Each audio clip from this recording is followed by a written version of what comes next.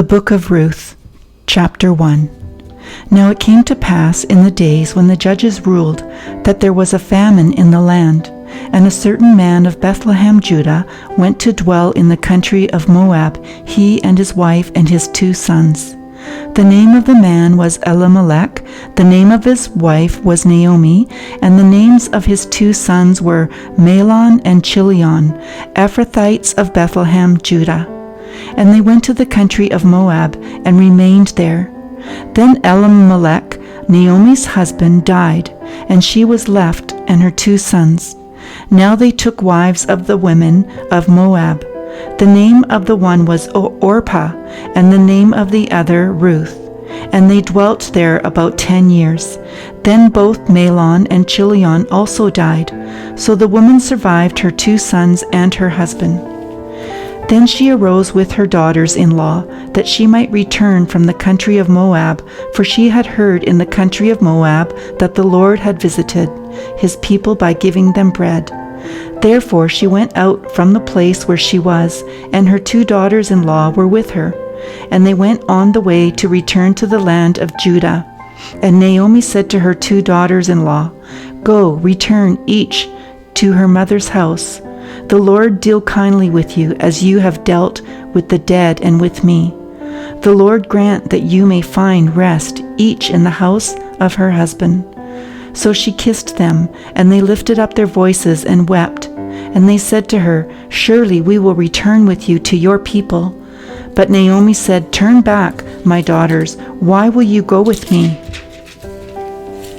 Are there still sons in my womb, that they may be your husbands? Turn back, my daughters, go, for I am too old to have a husband.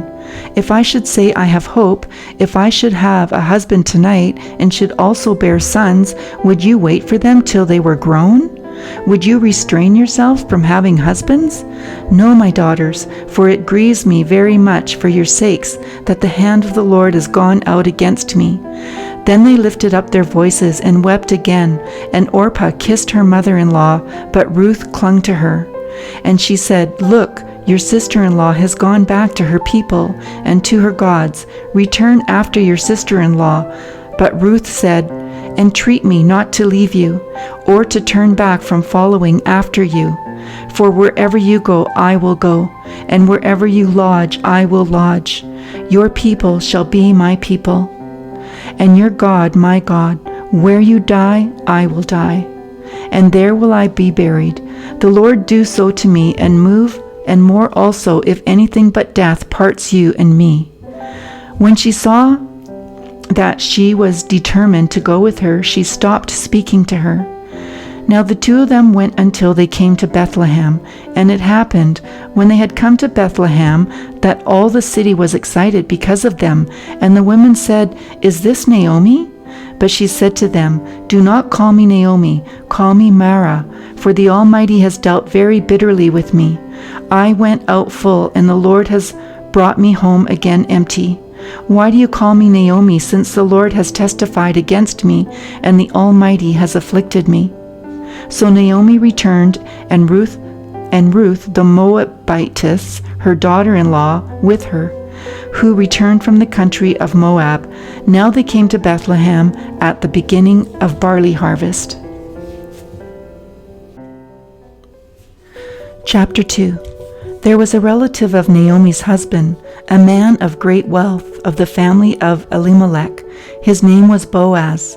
So Ruth the Moabitess said to Naomi, "Please let me go to the field and glean heads of grain after him, in whose sight I may find favor." And she said to her, "Go, my daughter." Then she left, and went and gleaned in the field after the reapers. And she happened to come to the part of the field belonging to Boaz, who was of the family of Elimelech. Now behold, Boaz came from Bethlehem and said to the reapers, "The Lord be with you." And they answered him, "The Lord bless you."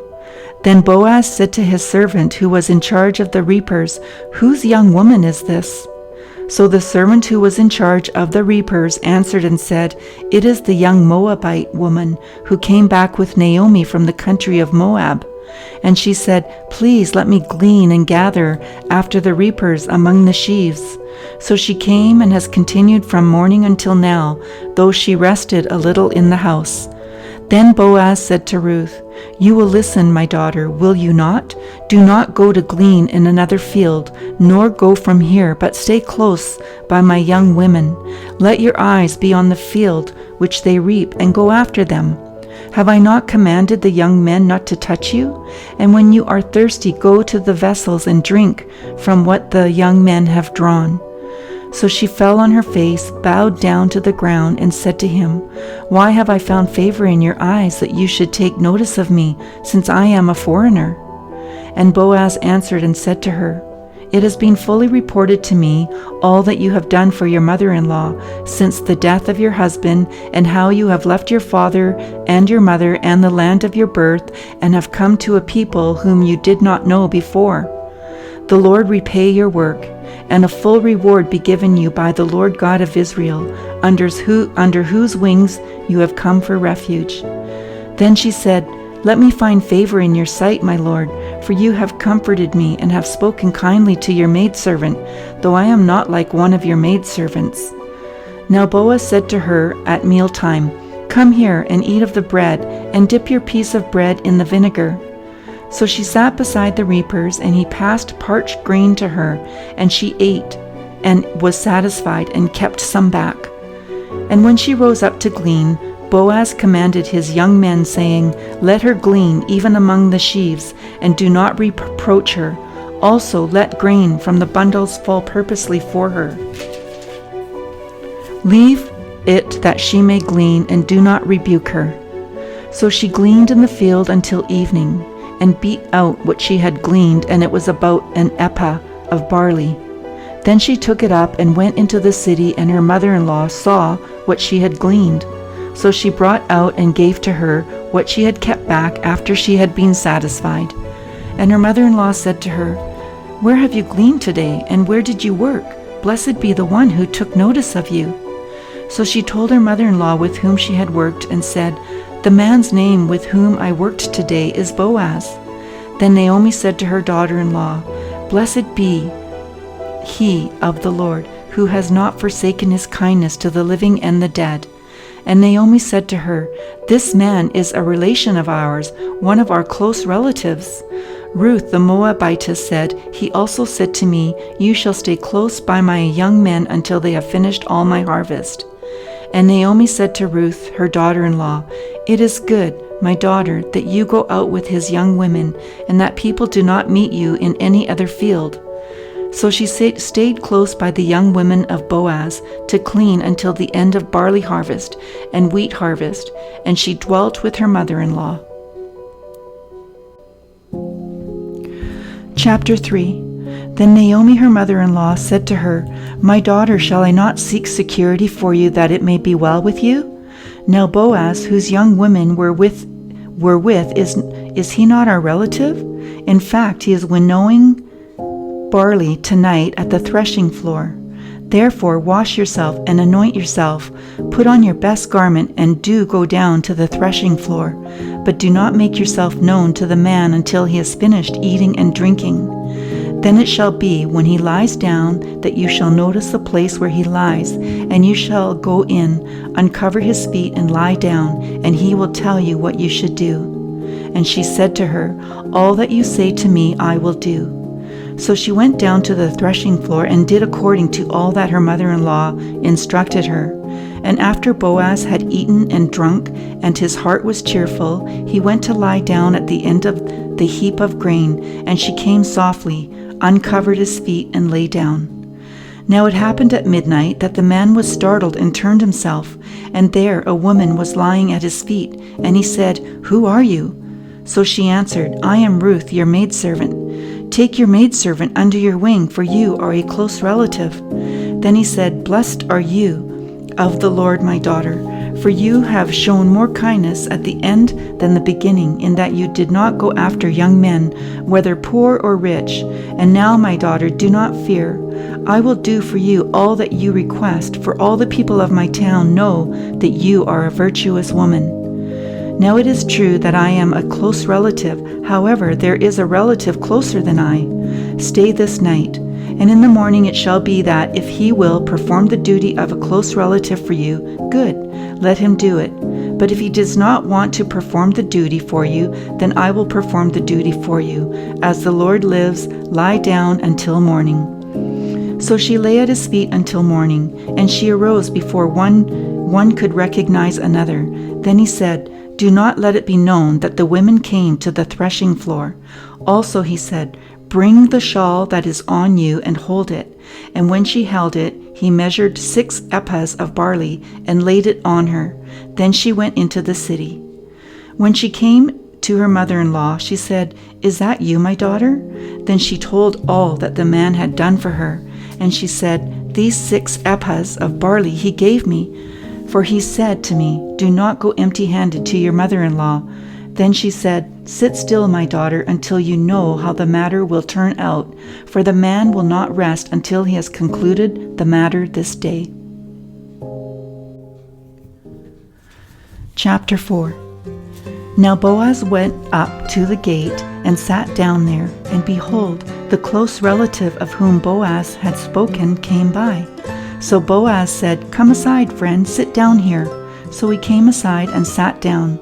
And he took 10 men of the elders of the city and said, "Sit down here." So they sat down. Then he said to the close relative, "Naomi, who has come back from the country of Moab, sold the piece of land which belonged to our brother Elimelech. And I thought to inform you, saying, 'Buy it back in the presence of the inhabitants and the elders of my people. If you will redeem it, redeem it. But if you will not redeem it, then tell me, that I may know, for there is no one but you to redeem it, and I am next after you.' And he said, 'I will redeem it.' Then Boaz said, 'On the day you buy the field from the hand of Naomi, you must also buy it from Ruth the Moabitess, the wife of the dead, to perpetuate the name of the dead through his inheritance.' And the close relative said, 'I cannot redeem it for myself, lest I ruin my own inheritance. You redeem my right of redemption for yourself, for I cannot redeem it.' Now this was the custom in former times in Israel concerning redeeming and exchanging, to confirm anything one man took off his sandal and gave it to the other, and this was a confirmation in Israel. Therefore the close relative said to Boaz, 'Buy it for yourself.'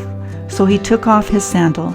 And Boaz said to the elders and all the people, 'You are witnesses this day that I have bought all that was Elimelech's and all that was Chilion's and Mahlon's from the hand of Naomi. Moreover, Ruth the Moabitess, the widow of Mahlon, I have acquired as my wife to perpetuate the name of the dead through his inheritance, that the name of the dead may not be cut off from among his brethren and from his position at the gate. You are witnesses this day.' And all the people who were at the gate and the elders said, 'We are witnesses. The Lord make the woman who is coming to your house like Rachel and Leah, the 2 who built the house of Israel, and may you prosper in Ephrathah and be famous in Bethlehem. May your house be like the house of Perez, whom Tamar bore to Judah, because of the offspring which the Lord will give you from this young woman.' So Boaz took Ruth, and she became his wife. And when he went into her, the Lord gave her conception, and she bore a son. Then the women said to Naomi, 'Blessed be the Lord, who has not left you this day without a close relative, and may his name be famous in Israel. And may he be to you a restorer of life and a nourisher of your old age. For your daughter-in-law, who loves you, who is better to you than 7 sons, has borne him.' Then Naomi took the child and laid him on her bosom, and became a nurse to him. Also the neighbor women gave him a name, saying, 'There is a son born to Naomi.' And they called his name Obed. He is the father of Jesse, the father of David. Now this is the genealogy of Perez. Perez begot Hezron. Hezron begot Ram, and Ram begot Amminadab, and Amminadab begot Nahshon, and Nahshon begot Salmon. Salmon begot Boaz, and Boaz begot Obed. Obed begot Jesse, and Jesse begot David.